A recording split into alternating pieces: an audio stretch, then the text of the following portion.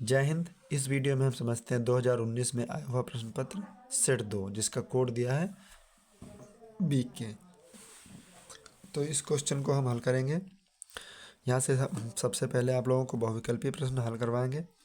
कहा है अवतल दर्पण द्वारा किसी वस्तु का सीधा व बड़ा प्रतिबिंब बनाने के लिए उसे रखना होगा।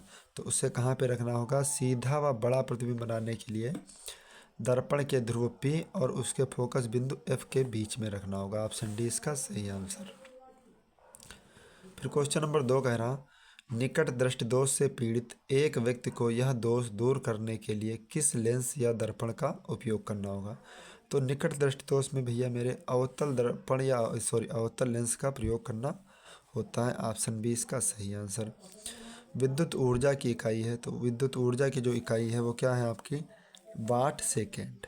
विद्युत ऊर्जा की इकाई वाट सेकेंड। ऑप्शन डी इसका सही आंसर।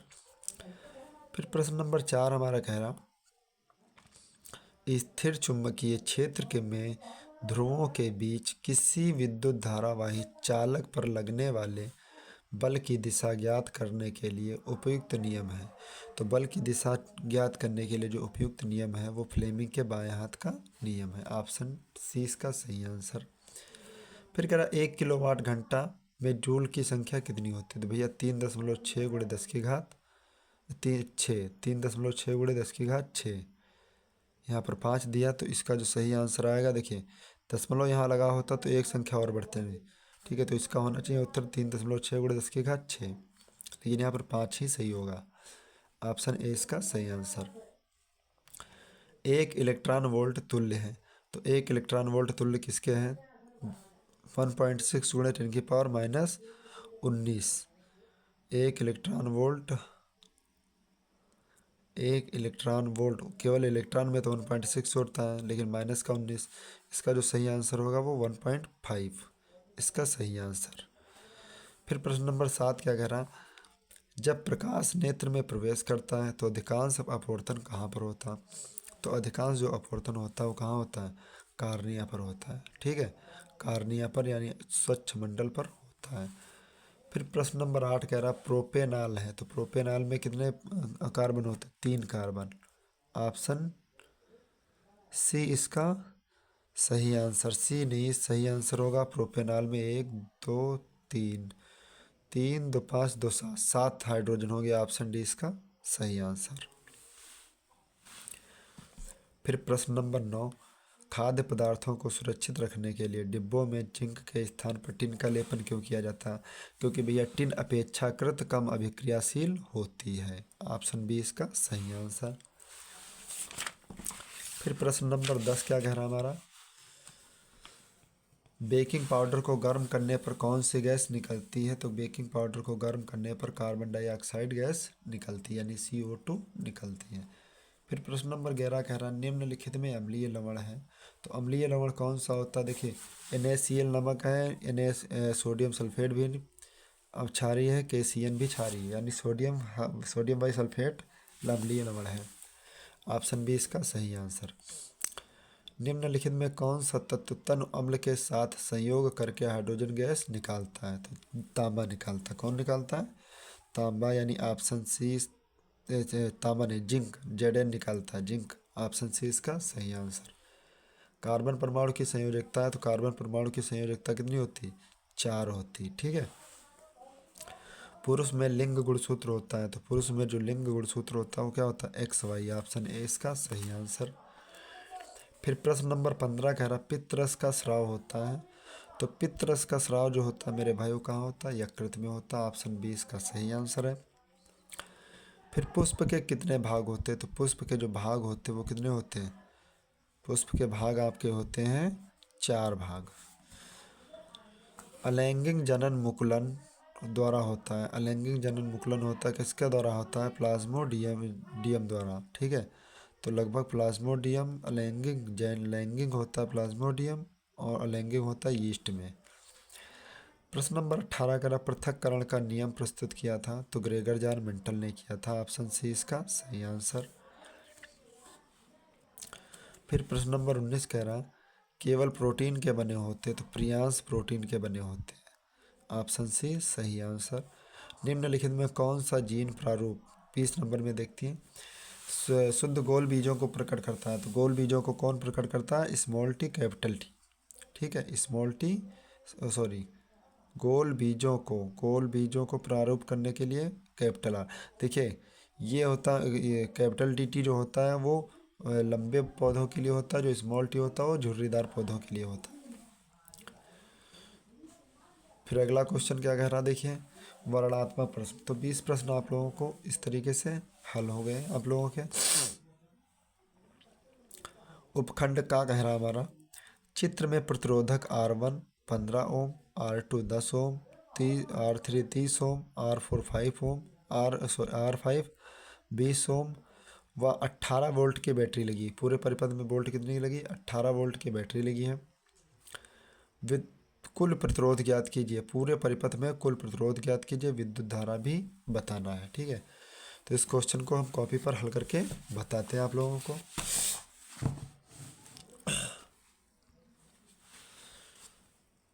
R1 का मान दिया है 10 ओम, R2 का मान 30 ओम, सॉरी R1 का मान यहाँ पे दिया है 15 ओम, R2 का मान 10 ओम, R3 का मान दिया है 30 ओम और R4 का मान 5 ओम, R5 का मान 20 ओम व बैटरी जो लगी है वो 18 वोल्ट की लगी। कितने वोल्ट की बैटरी लगी? 18 वोल्ट की। अब भैया एक बात देखिए, परिपथ आप लोगों के अंशाल में भी दिया, अंशाल आप लोग साथ में रखा कीजिएगा। तो देखिए लिखेंगे चूँकि R1 कामा R2 व R3 समांतर क्रम में संयोजित हैं, तब तुल्य प्रतिरोध क्या होगा? 1/R बराबर 1/R1, यानी RA मान लेते R1 plus 1/R2 plus 1/R3, तो 1/RA। R1 का मान 15, R2 का मान 10, R3 का मान 30। तो यहाँ पे हर बराबर करेंगे तो 15 दूना 30, 10 तिया 30, तो 1/RA बराबर क्या हो जाएगा हमारा? 2 एक कम 2/30, 3/30 और 1/30। 2 एक 3, 3 2 5 1 6। तो 1/RA बराबर हो जाएगा 6/30, 6 कम 6 6 पंचे 30। तो RA का मान क्या हो जाएगा? 5 ओम। फिर यहाँ पर हम देखते हैं चूँकि R4 व R5 समांतर क्रम में संयोजित हैं, तब तुल्य प्रतिरोध 1/RB बराबर 1/R4 1/R5 1/RB। R4 का मान कितना दिया है मेरे भाई? R4 का जो मान दिया है वो आप लोगों का दिया है 5 और R5 का मान दिया है 20। 5 चक्कू 20। तो यहाँ पे 1/RB बराबर 4 प्लस 1/4 एकम 4 प्लस 1/20। तो RB का मान कितना आ जाएगा? 20/5, 5 चक्कू 20। RB का मान कितना आ जाएगा? 4 ओम। ठीक, तो कुल प्रतिरोध कितना आएगा हमारा? कुल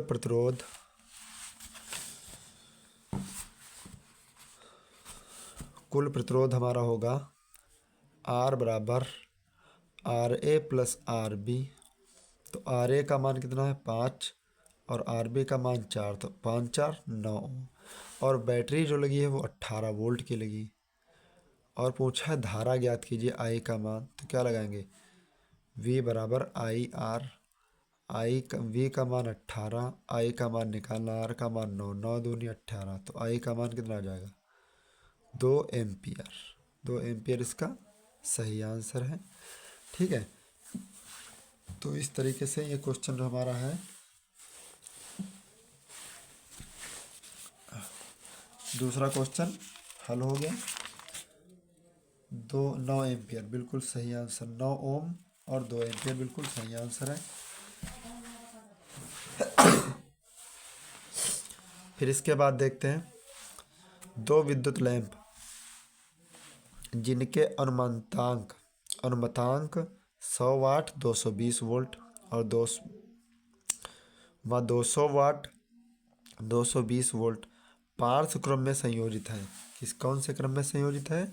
पार्श्व क्रम में संयोजित है। यदि मेंस की विद्युत आपूर्ति 220 वोल्ट हो तो विद्युत मेंस में बहने वाली धारा ज्ञात कीजिए। कोई बात नहीं, इस क्वेश्चन को भी हम अच्छे से हल कर लेंगे।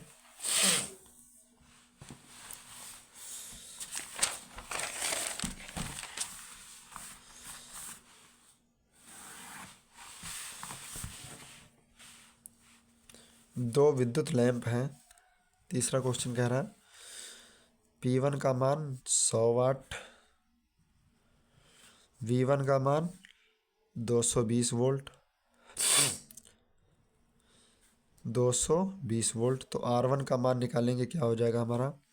तो R1 का मान हो जाएगा V² V1² बट्टा P1। तो V1² यानी R1 का मान क्या आ जाएगा हमारा? 1 मिनट, अधिया हल कर रहे थे।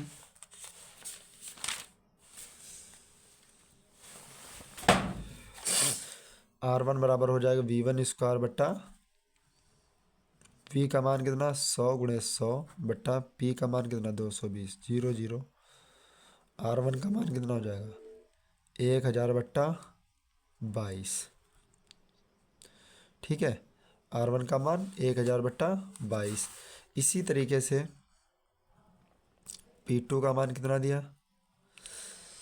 P2 का मान दिया है आपका 200 वाट और V2 का मान दिया है 220 वोल्ट। तो यहाँ पे R2 का मान निकालेंगे तो क्या हो जाएगा? V² बट्टा V2² बट्टा R2। V2 का मान कितना है? 220 गुणे, लेकिन यहाँ पे थोड़ा सा गलत, देखिए यहाँ पे एक मिस्टेक हो गई। यहाँ पे V1 का मान क्या है हमारा दिया? V1 का मान दिया है 220 गुणे 220 बट्टा P1 का मान दिया 100। 0 से 0, 0 से 0, 22 22 484 ओम। R1 का मान कितना है? 484 ओम। R2 का मान क्या आएगा हमारा? 220 गुणे 220 बट्टा R2 का मान कितना आएगा? 200। 0 से 0, 0 से 0, 2 से काटेंगे 11, 11 दूना 22, 11 दूना 22 और 2 24। ठीक है, ओम। फिर इसका पूछा कुल प्रतिरोध बताओ। कुल प्रतिरोध, तो कुल प्रतिरोध क्या है हमारा? R1 plus R2, R1 plus R2, R1 plus R2। R1 का मान 484, R2 का मान 242। 2 4 6, 4 8 12, 2 4 6 और 1 7, 726। हमसे पूछा है विद्युत मेंस में बहने वाली धारा। विद्युत मेंस में बहने वाली धारा ज्ञात कीजिए। तो धारा I बराबर V बराबर IR। तो V का मान कितना दिया है हमारा? 220 और I का मान हमें निकालना। R का मान कितना है हमारा? R का मान हमारा आया है विद्युत मेंस 242। विद्युत मेंस में हमारा R का मान ज्ञात करना है। बहने वाली धारा की 220 वोल्ट है विद्युत आपूर्ति, 220 वोल्ट है, तो विद्युत मेंस में बहने वाली विद्युत धारा ज्ञात कीजिए। R का मान कितना आ जाएगा हमारा? यहाँ पर हल करने पर क्या आ जाएगा हमारा?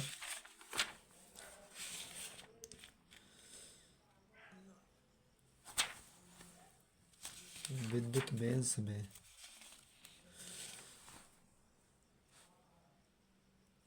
कुल धारा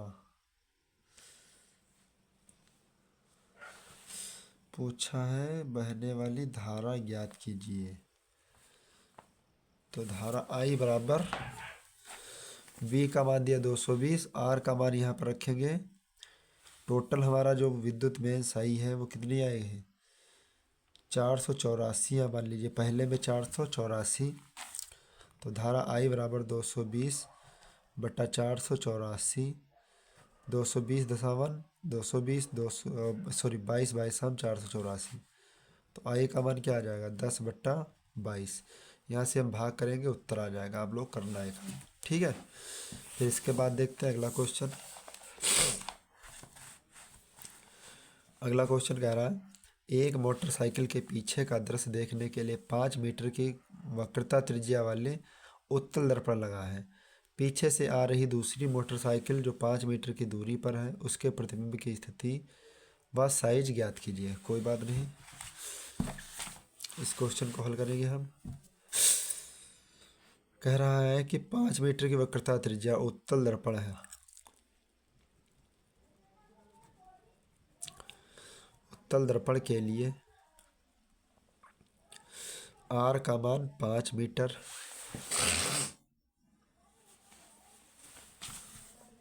R का मान 5 मीटर। तो यानी फोकस दूरी निकालेंगे तो F बराबर R/2, R/2।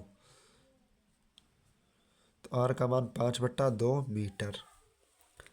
फिर कहा है साइकिल, दो पीछे से आ रही साइकिल की दूरी कितनी है?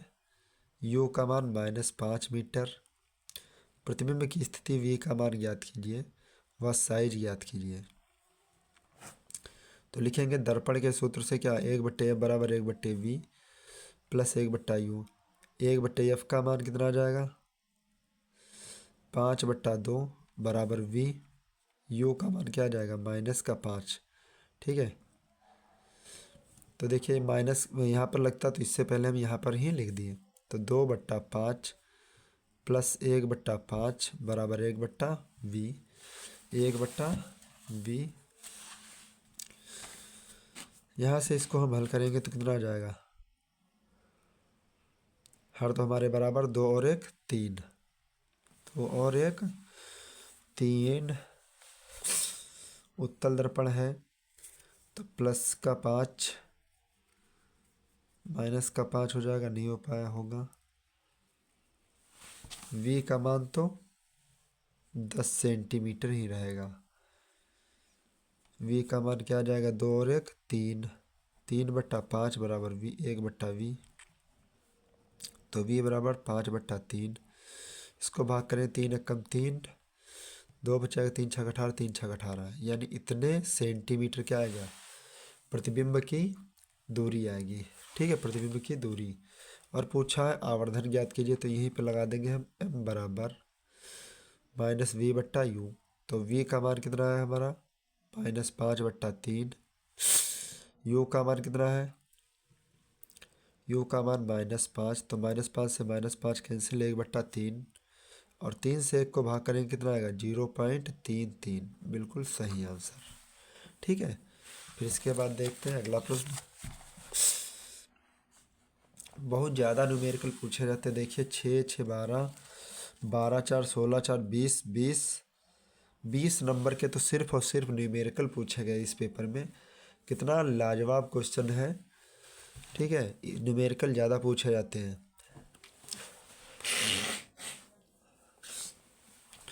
फिर अगला प्रश्न कह रहा है एक अवतल लेंस की फोकस दूरी 15 सेंटीमीटर है। लेंस से 30 सेंटीमीटर दूर रखी वस्तु का प्रतिबिंब कहाँ बनेगा?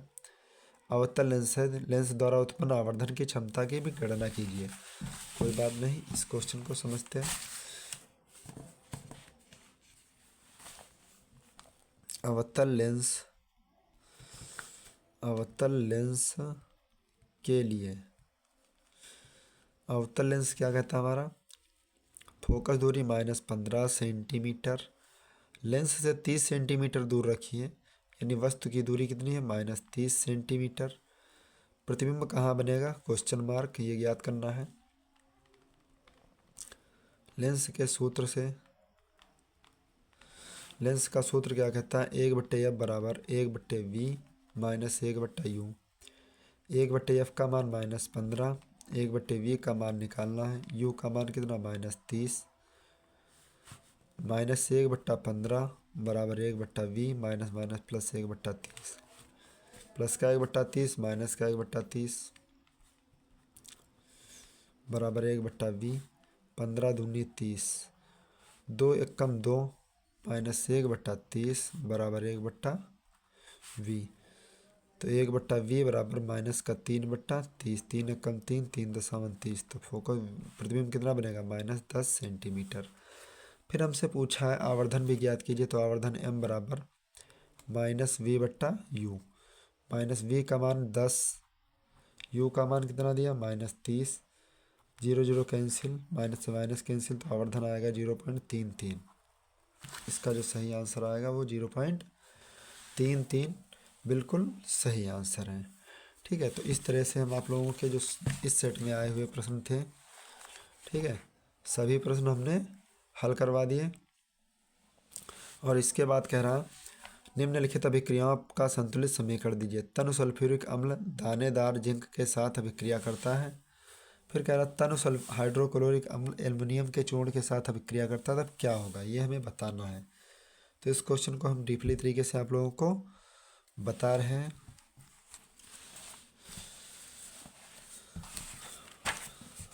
यहाँ पर बताएंगे हम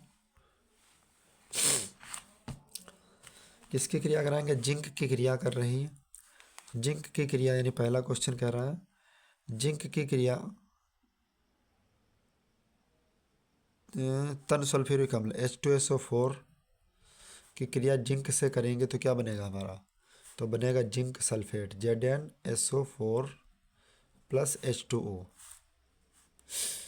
प्लस H2, केवल गैस बचेगी, ठीक है, प्लस H2। इसका जो सही आंसर यही आएगा। दूसरा कह रहा है तनु हाइड्रोक्लोरिक अम्ल यानी HCl के साथ क्रिया कर रही, किसके साथ, एल्युमिनियम के साथ क्रिया कर रहा, तो क्या बनेगा हमारा AlCl3 एल्युमिनियम क्लोरेट, फिर बनेगा H2 ऑक्सीजन निकल जाएगी हमारी। तो यहाँ पे 2 ऑक्सीजन है तो 2 से गुणा करेंगे 3 से, ठीक है, 3 से गुणा करेंगे तो लगभग कितना बनेगा हमारे पास 3 HCl, क्लोरीन 3 हो जाएगी, ठीक है, एल्युमिनियम भी 3, 6 से गुणा करें इसको हम, ठीक है, 6 हाइड्रोजन है तो यहाँ पे 3 हाइड्रोजन, तो 3 से गुणा कर दिए, 3 दूनी 6, यहाँ पर हाइड्रोजन कितने 6 हो गए, क्लोरीन 6, 2 से गुणा करेंगे, एल्युमिनियम कितने हो जाएंगे 2, ठीक है। इसका सही आंसर ये हुआ आप लोगों के सामने। फिर इसके बाद क्या कह रहा अगला क्वेश्चन, ब्रोमोपेंटेन की संरचना कीजिए। तो देखिए ब्रोमोपेंटेन यानी यहाँ पे लिखेंगे सी 5 कार्बन हो गए, 1 2 3 4 5, 1 2 3 4 5 6 7 8 9 10, ठीक है, 10 हो गए क्या हमारे कार्बन, और ब्रोमो लगा तो क्या हो जाएगा ब्रोमो Br। तो इस तरीके से क्या हो जाएगा CH3 CH2 CH2 फिर CH2 फिर CH2, तब बनेगा Br, ठीक है। ये बना हमारा ब्रोमोपेंटेन का संरचना सूत्र। फिर इसके बाद देखिए आप लोगों को परिभाषा ही लिखनी है, तो परिभाषा आप लोग खुद से लिख लेंगे। और इस तरीके से हम आप लोगों के 2019 का सेट जो दूसरा है BK, ये बिल्कुल अच्छी तरीके से हल करवा दिए हैं। आप लोगों को वीडियो पसंद आया हो तो प्लीज़ वीडियो को लाइक कर दीजिए, दोस्तों में शेयर ज़रूर कर दीजिएगा। मिलते हैं नेक्स्ट वीडियो में, तब तक के लिए जय हिंद।